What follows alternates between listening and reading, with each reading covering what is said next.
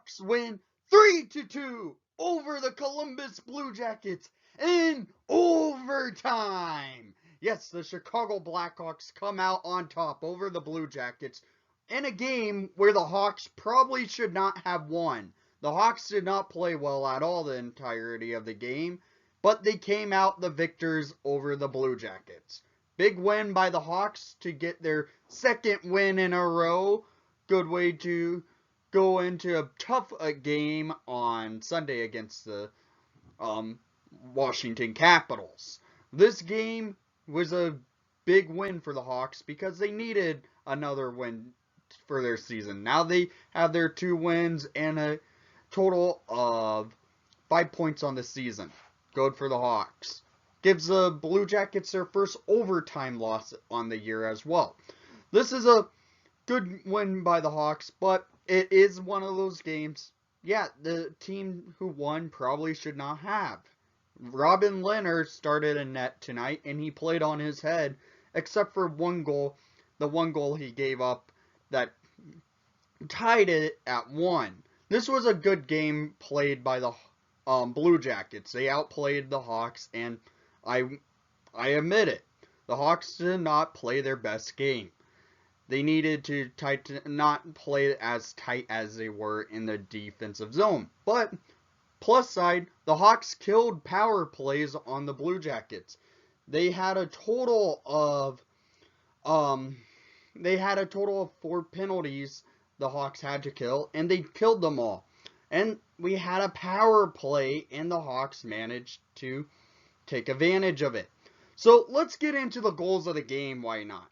There was only 1 goal scored in the first period, and it was scored by your Blackhawks, number 91, Drake Caggiula, his first goal of the season, assisted by number 12, Alex DeBrincat, and number 44, Calvin DeHaan, at 15:35 in the first period to give the Hawks a 1-0 lead.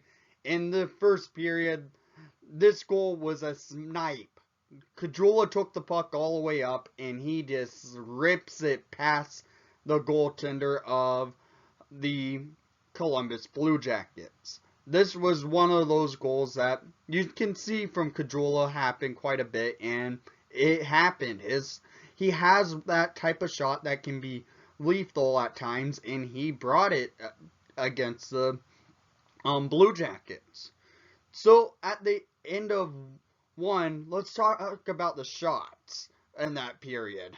In the first period, the Hawks were outshot 15-10 in the after the first period. They were outshot the majority of the game. We'll talk about all this in the after the review is over.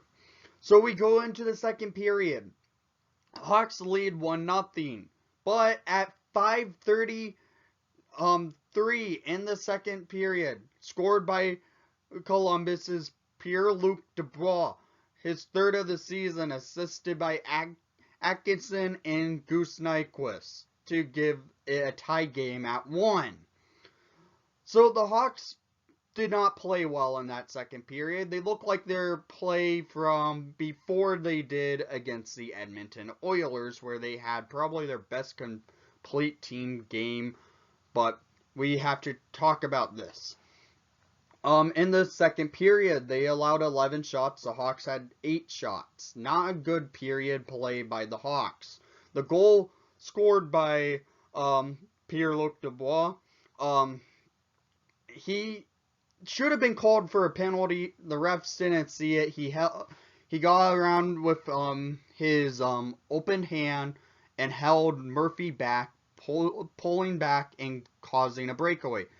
Robin Lenher pinched up, tried for a pulp check, and Pierre-Luc Dubois shoots it right into the Hawks net to make it a 1-1 game.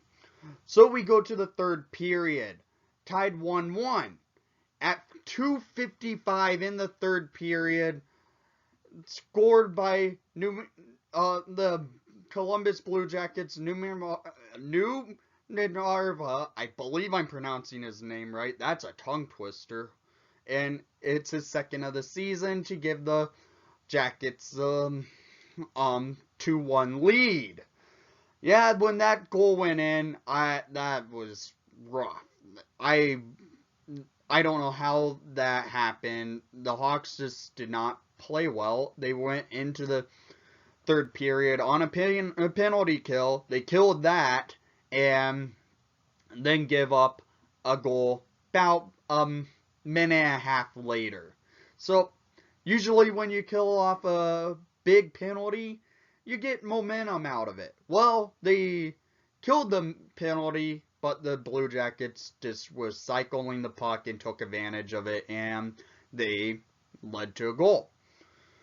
So at 8:08 in the third period, to tie the game up from your Blackhawks number 12, Alex DeBrincat, his second of the season, assisted by number 88, Patrick Kane, and number 56, Eric Gustafson, on the power play to tie the game up. It was one of those typical Gus to Kane to Cat, one teed and in, and Hawks tie the game up on the power play when our power play looked horrible for the past few games, but we managed to get a power play goal. Special teams advantage for the Hawks. Off this power play, though, the Hawks almost gave up a shorthanded goal in the power play.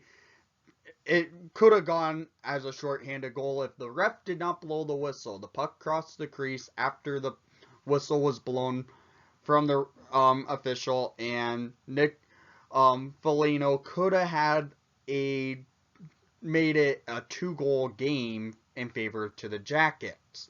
But the whistle was blown before the puck was crossed, gained the momentum on the power play, and Hawks managed to score off the power play to tie the game up at 2.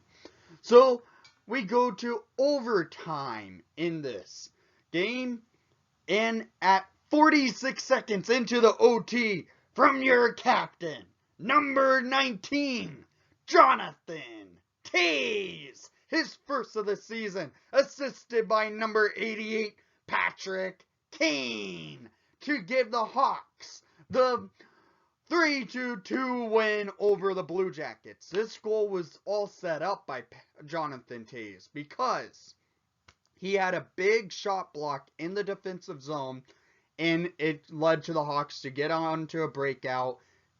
Toews fed the puck over to Kane. Kane took it all the way up to the offensive zone. He shot it. It went off Toews' leg and went into the net to give the Hawks the 3-2 win in OT. So this was a good way to end the game off. The last 10 minutes of the third period, that's when the Hawks started to look like they got their skating legs going. And here we go for how many shots in that third period they had, because it did show. In the third period, they had 13 shots, and the Jackets had 13 shots. But the last 10 minutes of that period, the Hawks outshot the Jackets quite a bit, and they started looking like they were gaining their momentum and wanting to win this game. So, honestly, the Hawks had a good game after a rough 40 minutes of play. So, total shots on net in the entirety of the game, though, 39 for the Blue Jackets, 33 for the Blackhawks. Power play advantage went for the Hawks. They had one power play goal on a total of 4 power plays. The Blue Jackets had 4 power plays and no goals. So the Hawks killed were playing well on the PK all day. Maybe because Blackhawk legend number 36, Dave Bolin, was in the building, because he was pretty good at the PK. He had quite a bit of shorties in his career. And maybe that gave the Hawks that spark that they needed to win this game and play well on the PK. So the Hawks just won the game when they should not have, and honestly, good game for the Hawks to get the win. And now we have a tougher opponent against the Washington Capitals. even though their goaltending situation hasn't been there right now. Holtby has not been good. But let's talk about the Dave Bolin ceremony. Another class act by the Chicago Blackhawks doing the ceremony for Blackhawks number 36, Dave Bolin, the two-time Stanley Cup champion, getting to skate out on the ice for one more shift. I love these one more shifts that the Hawks do for former Blackhawks, and this is really cool that they got to do it for Dave Bolin on the 10th anniversary of the Stanley Cup from 2010. So I really respect the Hawks doing that for him, and honestly, Bolin was one of my favorite players for a long time, hence why I'm wearing his jersey. So, in the comments down below, I want to hear what your thoughts were from tonight's game and your favorite memory from number 36, Dave Bolin. And not the 17-second Stanley Cup winning goal. One of your favorite moments besides that. How about? And I want to hear how you thought of how the Hawks played in this game, because honestly, I thought they did not play their best hockey, and it kind of showed on the ice. So,